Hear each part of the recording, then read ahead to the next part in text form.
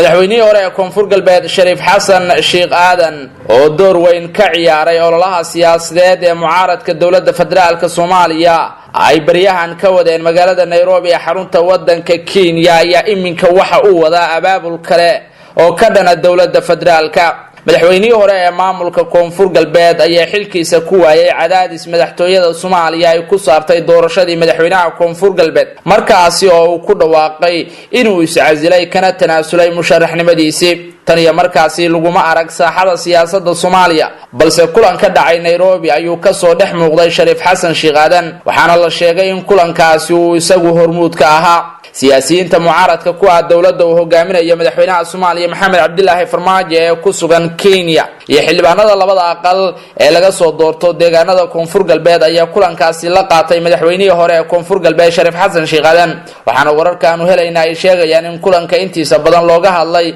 sidii madaxda dawladda Soomaaliya loogu cadaadin lahaa in waqtiga aysan kororsan isla markaasina sidoo kale ay xildhibaanadaasi door uga qaadan lahaayeen qorshe ay mucaaradku wadaan oo la doonayo in xilka looga qaado ra'iisul wasaaraha Soomaaliya Xasan Cali Khayre in xildhibaano ku shiray magaalada Muqdisho ay isla meel dhigeen in mooshin ka dhana ra'iisul wasaaraha Soomaaliya Xasan Cali Khayre loo gudbiyo golaha shacabka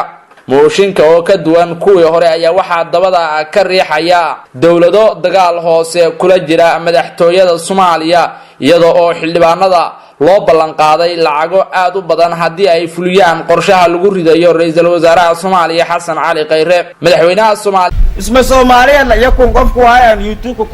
kun subscribe fadlan bilire subscribe ni ara YouTube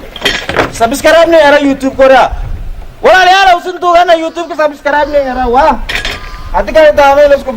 wadayaal subscribe saara channelkan haddii aad ku cusub tahay share garay like-tana ha ka iloobin sidoo kale haddii aad aragti qabto hoosh inoogu reeb waa mahadsantiin